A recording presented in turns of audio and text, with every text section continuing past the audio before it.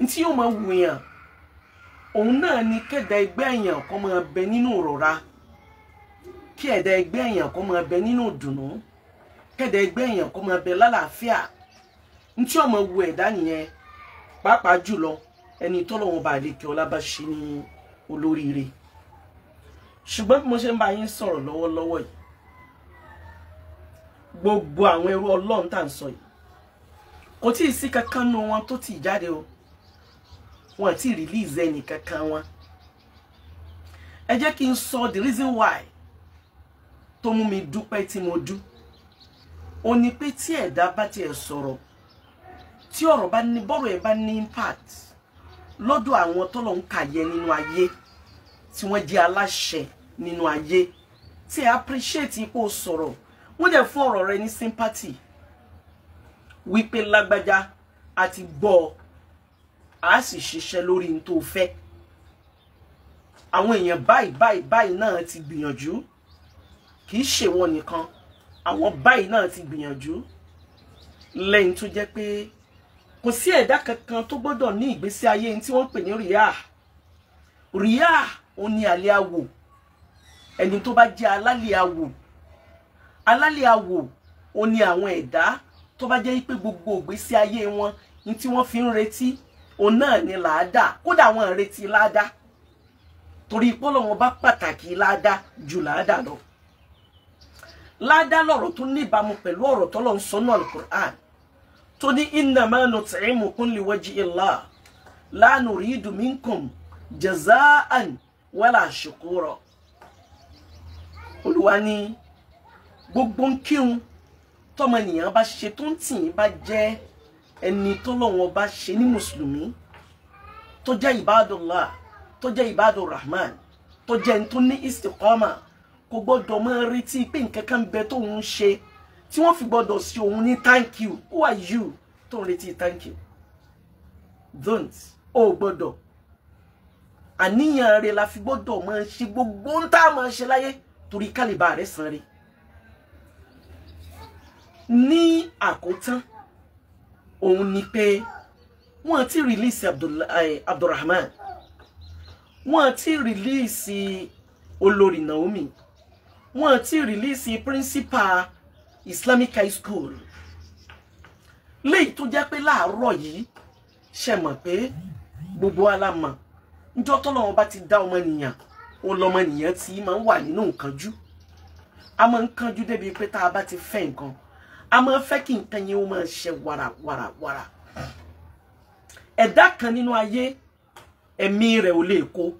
kó lo ìṣẹ́jú kan nínú ibi tí wọ́n ń pè ní correctional center. Ká tó sọ pé yẹn ó máa lo days, ká ló yẹn ó máa lo weeks, ká lè yẹn ó máa lo month, kì í wúyàn. Nǹkan yìí lé ẹni tó jẹ́ pé ó máa ń wà mashgul, ẹni tó wà mashgul lẹ́ni tó máa ń busy, ẹni tí kì í ráyè,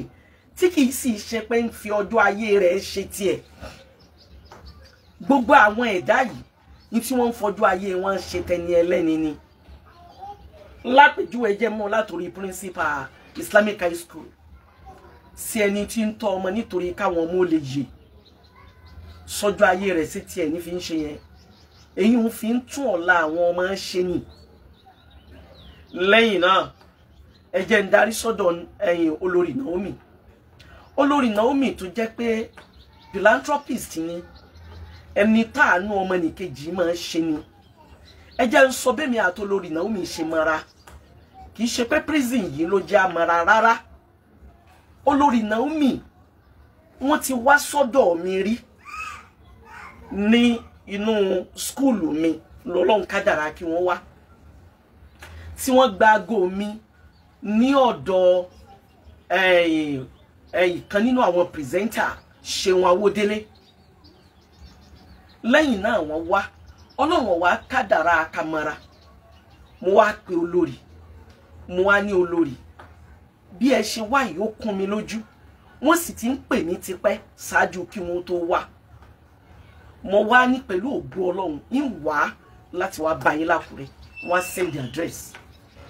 Mo wá lọ bá Olórí Naomi l'Ákúrẹ́. Nígbà náà tí mo lọ rí olórí sí, ó ní ọ̀rọ̀ ìsẹ̀mí àwọn àti bàbá wa Ọ̀jájá ni mo lọ sí torí pé n tó bá jó lóríire ó gbọ́dọ̀ rí pé nǹkan kan ṣẹlẹ̀ láàrin olólùfẹ́ méjì kó má ní contribution rẹ̀ nínú tó ń ṣẹlẹ̀ yẹn àmọ́ Ọlọ́run lọ́ba tó ní gbogbo nǹkan láyìn tán o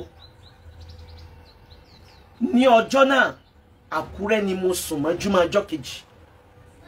a sọ̀rọ̀ mo á lọ sùn nígbà òdìjọ́ kejì la ṣe wá make a conclusion lórí ọ̀rọ̀ ẹ mọ̀ yí pé kò sí ntírù mi lè bá olórí sọ ntí mo lè bá wọn sọ òun náà làwọn ọ̀rọ̀ tó jẹ́ pé mo keep ẹ̀ ká ẹ lè mọ̀ pé it's not this matter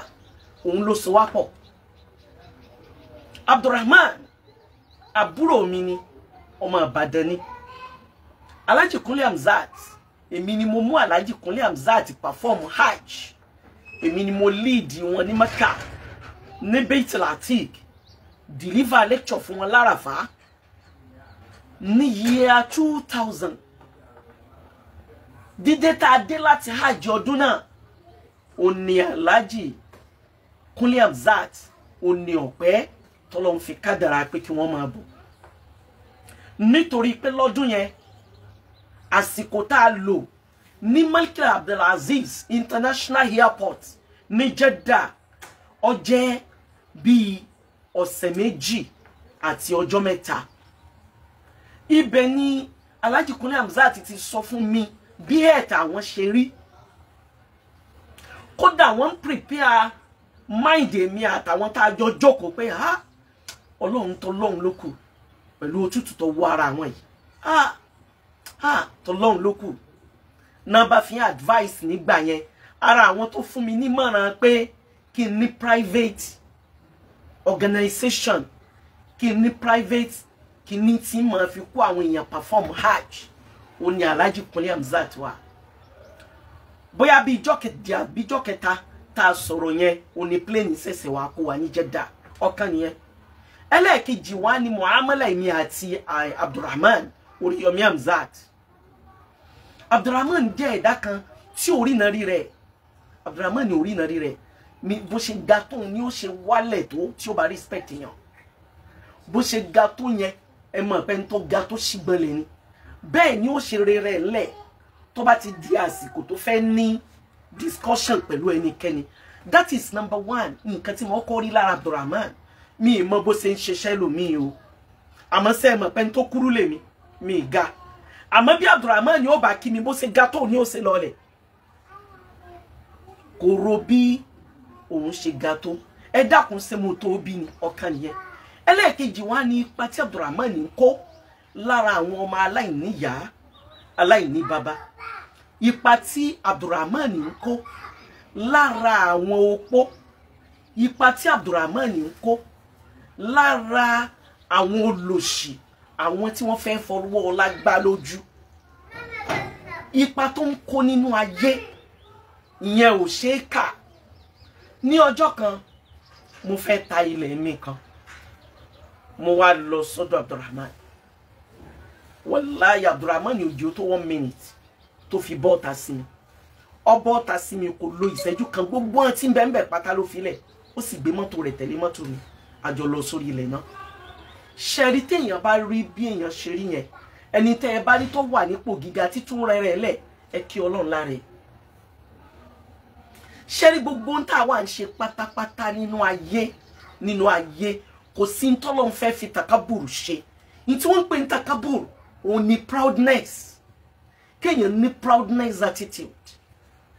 kí pride ti pọ̀ ju ń tó jẹ́ àbí ń tó ní àbí ń tó mà lọ bí Ọlọ́run ṣe wá ní kí olórí Naomi Oríhun ẹ rí pé mo sọ̀rọ̀ kan níjẹta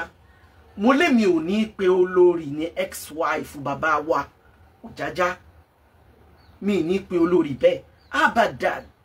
ìgbà mo débẹ̀ náà mi ìpò olórí bẹ́ẹ̀ bí olórí ṣe jẹ́ pé ọmọ tí mo lè bí dáadáa ni mi lówó fún ẹni mò ń lò màmá ìyá wa kò sí ń tó fà á ju pé ìgbà tí olórí ti lè jẹ́ ìyàwó bàbá wa nífẹ̀ẹ́ ó ti dìyà gbogbo wa ìyá everybody ni. Ẹ wá jẹ́ kí n ṣàlàyé. Ní àná ẹ rí pé mo dágbére. Mo ní pé màá yọjú sí prison. Lákọ̀ọ́kọ́ náà mo dúpẹ́ o. Kí n tún dúpẹ́ o. Látorí bàbá wa tí wọ́n wà lókè. Tí wọ́n maintain khilafa Nigeria. Bàbá wa Ahmed Bọ́lá Tinubu. Mo kí yín bàbá wa Jagaban. Ọlọ́run bá lékè ọlá ò ní padà lẹ́yìn. Lẹ́yìn náà lẹ́ẹ̀kan sí mo tún kí bàbá wa Ishaq Oyetola tí wọ́n jẹ́ former governor ní Ọ̀ṣun state. Tí wọ́n jẹ́ ìkan nínú àwọn minister ní orílẹ̀-èdè Nigeria. Mo kí yín púpọ̀. Nítorí pé kò sí ẹ̀dá náà láyé tí ó mọ muamala yín àti bàbá wa lókè.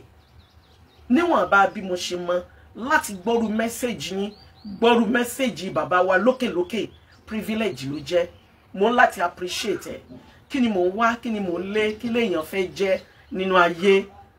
Ṣùgbọ́n alhamdulillah Ọlọ́run ọba lékè ọlá kìí ṣe pé mo yó ṣùgbọ́n wọn bá lálùmọ́njìrí ẹnìkan wà ní jẹ́ ẹni tó jẹ́ onísàárà nínú ayé kẹ́dà kan wá jẹ́ ọlọ́rẹ kó wà ní ibi tí àwọn Abdulrahman wà yẹn. Ẹ̀yẹn wo ìyá wa Naomi owó tí wọ́n fi prepare oúnjẹ kalẹ̀ lásán yàtọ̀ sí owó tí wọ́n fẹ́ ha tó fi prepare oúnjẹ kalẹ̀ ní ọjọ́ yẹn lásán owó náà kò mọ ní 25 million. Tán ní àtọmọdé àtàgbàlagbà àtọkùnrin àtobìnrin tó bá wà ńbẹ̀ yẹn ni ò gbọ́dọ̀ mọ́ jẹun ni wọ́n gbọ́dọ̀ mọ́ gba take away. Ẹ wo ntí preparation yẹn ká tó wá sọ envelope tí wọ́n fẹ́ fún everybody. Ẹ wá wo bí tí ọ̀rọ̀ náà wá padà wá já sí. Lẹ́ẹ̀kan sí gbogbo ẹ̀yin èèyàn wọn ti release wọn o. Ìgbà tí mo wá dé prison lánàá nítorí pé ẹni tó bá jẹ́ ọ̀dájú tó jẹ́ ọ̀tá Ọlọ́run ó ní yóò máa wo àwọn ọmọ ìyá rẹ̀ nínú ìnira tínú rí ó sì máa dùn. Mo búra lórúkọ Ọlọ́run lẹ́yìn oorun mi ò rajaja o. Ní aago mẹ́ta bíbí after 3 lóru ó ní mo send the voice message sí PA bàbá wa tí wọ́n jẹ́ PA bàbá Oyetola lóru èní yìí nítorí pé ọ̀nà ọ̀dọ̀ wọn ni mo ti gbọ́rọ̀ òdùnnú tó jẹ́ kí n máa yọ̀. Bá a bá sì gbọ́rọ̀ òdùnnú tá a wá appreciate ìró òdùnnú ó mì pé tí wọ́n bá forí léèyàn lọ́wọ́ náà èèyàn ò ní dúpẹ́. Ó ní appreciation tí mo show òun ló jẹ́ ń kọ́ ní both letter and verbal ló jẹ́ ń wí láhán ló tún jẹ́ ń kọ́ ní letter sí wọn. Ẹ jẹ́ kí wọ́n lọ tààrà sí ọ̀dọ̀ executive governor of Oyo State engineer Olúwaṣèyí ọmọ Mákindé. Ẹ jẹ́ ń lọ tààrà sọ́dọ̀ yín. Governor nínú Al-Qur'an Ọlọ́run ní fadhakir Al-Qur'an náà ni màá fi dojú kọ yín torí gómìnà àti gómìnà mùsùlùmí àti ti Christian àti tẹ́ntì kì í ṣẹ̀sìn méjèèjì náà ní kódà ẹni tí ò ti ẹ̀dọ́lọ́mọ ẹ̀yin ni gómìnà everybody. Ẹ̀yin ni first citizen of Oyo State. Tó bá ní ta ni ọmọ number 1 l'Oyo State governor of Oyo State ni òun náà ni engineer Olúwaṣèyí Mákindé. Ọlọ́run òun ló ní ìṣúra yín létí. Gómìnà ẹ ràn wá lọ́wọ́ lórí ọ̀rọ̀ Abdulrahman o. Ẹ ràn wá lọ́wọ́ lórí ọ̀rọ̀ Oríyọmí o. Gbogbo ọ̀ràn lọ́wọ́ yẹn wà lọ́wọ́ yín o pẹ̀lú power àti personality tó lu ọba àlékè ọlá fún yín. Ó ní lóòótọ́ abiyamọ tòótọ́ ni yín léyìí tí ò sí èméjì mẹ́. Tó bá jẹ́ mi náà ni màá kọ́kọ́ ṣe bẹ́ẹ̀. Èèwọ̀ ni àfẹ́yìn tí ò bá ní sympathy tí ẹ bá sabiyamọ. Onírú tó ṣẹlẹ̀ tó tó yẹn ó ṣẹlẹ̀. Táwa ní káwọn èèyàn yẹn máa rìn lọ freely láàrin ìlú. Bí ìgbà téèyàn bá jọba rẹ̀ jẹ́ ni kò gbọ́dọ̀ ṣẹlẹ̀ bẹ́ẹ̀. Ó ti dáa pé pẹ̀lú àṣẹ ẹ̀yin tẹ́ nílùú o náà ni wọ́n fi ní ẹ lọ fi wọ́n sáhámọ́ wọ́n dẹ̀ fi wọ́n sáhámọ́ ṣùgbọ́n ẹ dákun a fi Ọlọ́run ọba àlekè ọlá bẹ̀ yín ẹ má jẹ́ kí fífi ilẹ̀ wọn láhámọ́ ẹ má jẹ́ ó pẹ́ headwise Abdulrahman ò lálàáfíà o irọ́ ò dá o la'natullahi ala al-kadhibin ní ti ìlera olórí Naomi ò lálàáfíà o wallahi tallahi ní àná tí mo tún wo ojú principal Islamic high school ha o terrible ẹ̀wọ̀n ọjọ́lé o àwọn àgbàlagbà wọ́n ní àhúkà máa wá sáàkà fi ṣídà tí gbogbo wa bá lọ lọ́sàn tá tó 1000 tá lọ wò wọ́n tó bá dalẹ́ tí wọ́n fẹ́ sùn kọ́ sẹ́nìkan wà pẹ̀lú wọn lálẹ́ ni ǹjẹ́ wọ́n ní access láti bọ́ ọmọ wọn sọ̀rọ̀ wọn ní access láti bá ìyàwó wọn àbọ́kọ wọn sọ̀rọ̀ wọn l'opportunity láti bára ilé wọn kankan sọ̀rọ̀ ẹ̀yin olóyìnbó ń pè kíní kan ní psychological trauma tí wàhálà bá pọ̀ jù tí rònú bá pọ̀ jù ó máa ń setting trauma ni psychological trauma ó máa affect brain tí wọ́n bá lọ ní brain trauma kò sí tí ò lè yí sí lẹ́ẹ̀kan sí ẹ̀yin aráàlú wọn ti release àwọn èèyàn yẹn ní prison o ọpẹ́ mi tí mo dá òun lọ́pẹ́ pé wọ́n ṣàdéhùn pé pẹ̀lú ògo Ọlọ́run kò ní pẹ́ ẹ wá méjì ọpẹ́ ẹ ràn wá lọ́wọ́ Ọlọ́run ó bá wa fìyọ́nú rẹ̀ kún yín Ọlọ́run ó bá wa foríire rẹ̀ kún yín Ọlọ́run fàánú rẹ̀ kún yín tá bá rò dáadáa ní táwọn èèyàn rò pé àwọn fẹ́ ṣe wàláì dáadáa ní kó tó dùn wọ́n rò àníyàn tá bá fi ṣiṣẹ́ sí lògá aṣẹ́ kìí ṣe ibi tí iṣẹ́ bá já sí kò sẹ́dá náà láyé tí ẹ fẹ́ ṣàṣeyọrí lórí ní tó bá fẹ́ ṣe ó wá kú bọ́mọ nìyẹn ó sì ṣe ọpẹ́ tá a dùn wọn já dúpẹ́ yẹn jálẹ̀ ẹ ràn wá lọ́wọ́ nítorí Ọlọ́run àtànẹ́bí Muhammad a fi Jesus Christ a fi bẹ̀yìn Christian tẹ̀ wà níjọba bàbá Ṣèyí Mákindé mo fi Jésù Kristi bẹ̀yìn ẹ dákun ní àná ó ní agbára gan o ó tún ẹ̀mejì tí mò ń sọ̀ kalẹ̀ tí mò ń gùnkè mò ń sọ̀ kalẹ̀ tí mò ń gùnkè láti lọ bá ọmọ ìyá mi sọ̀rọ̀ ẹni tó bá wúlò láwùjọ ìwọ̀nba là á fìyà jẹ mọ́ Ọlọ́run ní fìyà jẹ yín náà ẹ ràn wá lọ́wọ́ ẹni tó bá jẹ́ pé wúlò mo sọ̀rọ̀ kan mo tún fẹ́ tún sọ ẹni tó jẹ́ pé station rẹ̀ nìkan òun ló fi announce program ẹyọ kan torí báwọn ẹni téèyàn lè lò ní kódà nínú òfin ẹ̀sìn nínú òfin ṣẹ̀ríà ní tẹ́ ẹ bá rí ẹnìkan tó ṣe aburú taburú náà lágbára tẹ́ wà ń kọminú lórí pé báwo ló ṣe ṣe tẹ́ bá interview rẹ̀ tẹ́ test ẹ̀ tẹ́ rí pé ó ní brain tó fi lè ṣèlú láǹfààní ẹ bá yí aburú yẹn sí dáadáa ni kẹ́ wá sọ fún lápèjúwe téèyàn bá jẹ́ olè tó wá ja olè tó lágbára tó lè yẹn wá wà successful tó rí ìjà tó jẹ́ pé gbogbo òrìn tó rìn ṣe ní gbogbo ẹ̀ rọrùn Ọlọ́run wá padà wá ní kọ́wọ́ tẹ̀ ẹ wá rí mú ṣẹ̀ríà ní ẹ pé ẹ interview rẹ̀ pé ọpọlọ tó fi jalè yìí so lè fi bá wa ṣe báyìí so lè fi ṣe léyìí so lè fi ṣe léyìí ní tó jẹ́ ń sọ yẹn ni pé ẹni tó rí ní radio station ẹyọ kan ẹ mọ iye radio station tó wà Ìbàdàn wọ́n tó 63 ni mo pé o 6 yẹn fà tẹ́ẹ̀ta ó ní radio station tó wà Ìbàdàn nìkan tó jẹ́ FM àwọn FM kan ti ẹ̀ ń bẹ tí wọ́n ọ̀rẹ́ ni ya inú ọ̀nà wọn nígbà ó jẹ́ pé àwọn kan lọ́lọ́ máa kó gbogbo àlùbáríkà fún bọ́lọ́run tí ń ṣe nìyẹn ẹnìkan ò lè bí bẹ́rò bá pọ̀ tó fẹ́ gba nǹkan Ọlọ́run ó kó 99 fẹ́ lómi Ọlọ́run ó kó 88 fẹ́ lómi Ọlọ́run afẹ́ lómi ní 50 afẹ́ lómi ní 40 ibẹ̀ náà ni ò sì ti ní fẹ́ nìkan kan rárá fúnra ẹ̀ ló wí bẹ́ẹ̀ ó ní ahum yaksimuna rahmata rabbika sẹ́yìn ẹ̀yìn èèyàn ọmọ bí mi léèrè pé báwo lèmi Ọlọ́run ṣe ń pín oríire ni èmi ni mo mọ bí mo ṣe máa pè ibi ó bá sì wù mí ni mo máa foríire sí ẹ já wo bí tí àwọn ẹrú Ọlọ́run yìí wúlò sí ẹ já wo bí àǹfààní wọn Ọlọ́run bá ò ní padà lẹ́yìn ẹ̀dá kan ò ní jẹ́ olóríire kórí Abdulrahman àti olórí Naomi níbi tí wọ́n wà yẹn àti principal Islamic High School kó má sọ ẹkún kúrò ńbẹ̀ èyàn ò lè fi ìdùnnú kúrò ńbẹ̀ o tó bá fi ẹ̀rín wọbẹ̀ èyàn ò lè fẹ̀rín kúrò ńbẹ̀ torí pé ẹni ó lọ ọbẹ̀ gan lánàá nígbà tá à ń sọ̀rọ̀ ibẹ̀ lẹ́nìkan ti ń sọ pé ó ti ń mọ̀ pé tó ń sọ ní ìtumọ̀ tó lágbára ó ní mo ní appointment ó ní mo ní màmá tètè lọ ẹjọ́ màmá òun ò mọ̀ pé kẹ́ni máa mọ appointment yẹn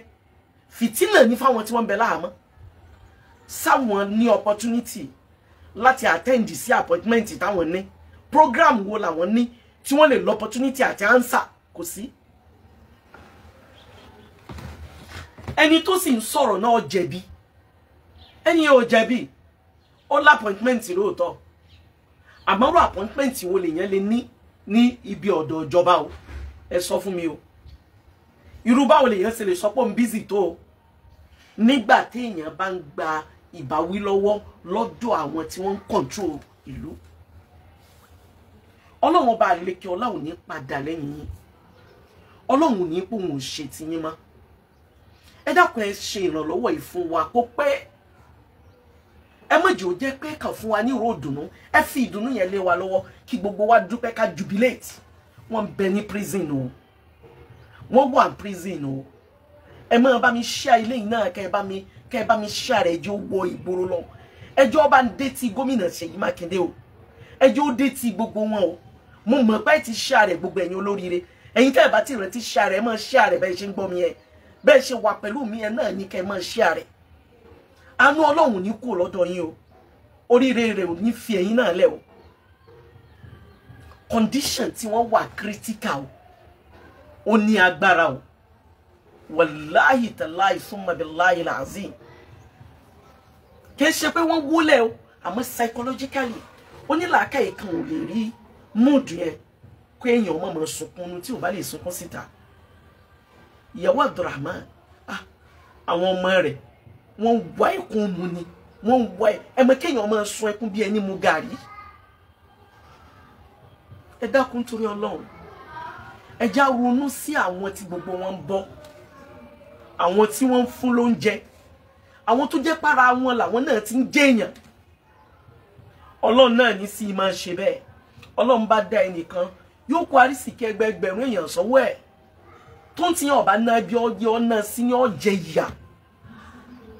bọ́lọ̀ ń ṣe kó fáwọn èèyàn yìí ó ní nǹkan míì tí wọ́n lè fi ṣe àìmọye silent billionaire tí ò dẹ̀ sí ọmọ ìyá ẹ̀ láǹfààní rí ó dẹ̀ mẹ́ǹtì ẹni owó ẹ̀ lọ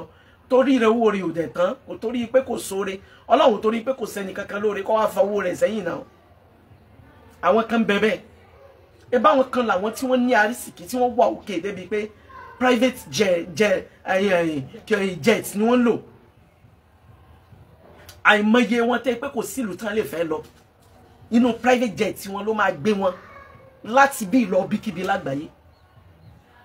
ẹnìkan ò sì mọ̀ wọ́n bẹnu Ìbàdàn tá a wà yìí náà àwọn tí owó rẹ̀ gan tó lè ra owó gómìnà wà ní Ìbàdàn yìí ká tó sọ pé gbogbo ayé tí wọ́n bá ṣàánú èèyàn nìkan kan ò lè bí wọn eléyìí náà yóò tún wá fàánú sẹ́yìn àwọn èèyàn tún wá nífẹ̀ẹ́ ṣàánú mọ́ Ọlọ́run bá lékè Ọlọ́run ní padà lẹ́yìn yìí mo ṣe máa ń sọ̀rọ̀ mi sí nínú ìdùnnú mi feel okay èmi náà feel alright Ọlọ́run bá lékè Ọlọ́run bá wa pẹ̀lú yín bàbá Ṣèyí Mákindé ẹ dákun ẹ bá wa tẹ́tí sí gbogbo àwọn abiyamọ ẹ lo personality yín kóòtù tí wọ́n ti gbé àwọn èèyàn lọ prison kóòtù state ni gbogbo agbára yìí Ọlọ́run bá lékè ọlá fagbára yín ká tó bá yí pé látòkè ní ẹ̀ràn wá lọ́wọ́ ẹ tó bá wa put more effort káwọn ẹrú Ọlọ́run yìí àwọn ẹ̀dá yìí kan fi bọ́ sínú ìdùnnú padà káwọn èèyàn fi kí wọn kú oríire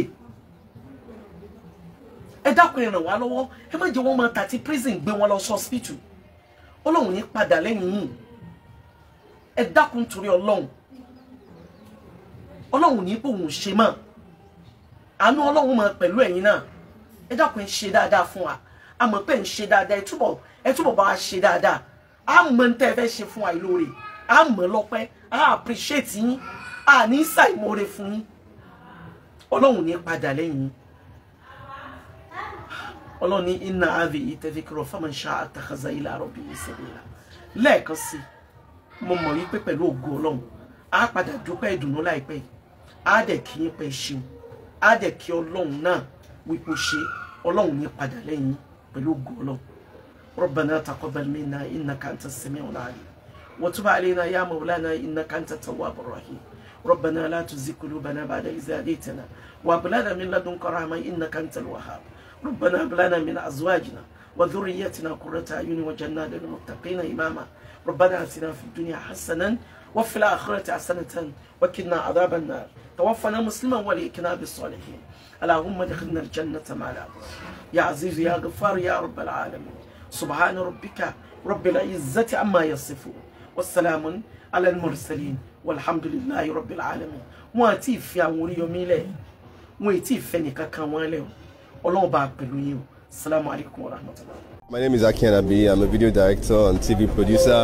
of Akomolowe on African Magic. Keep watching Drive TV. Olólùfẹ́ Drive TV àti gbogbo ẹ̀yin tí Fẹ́mi Sola ẹ máa wo Drive TV. Keep watching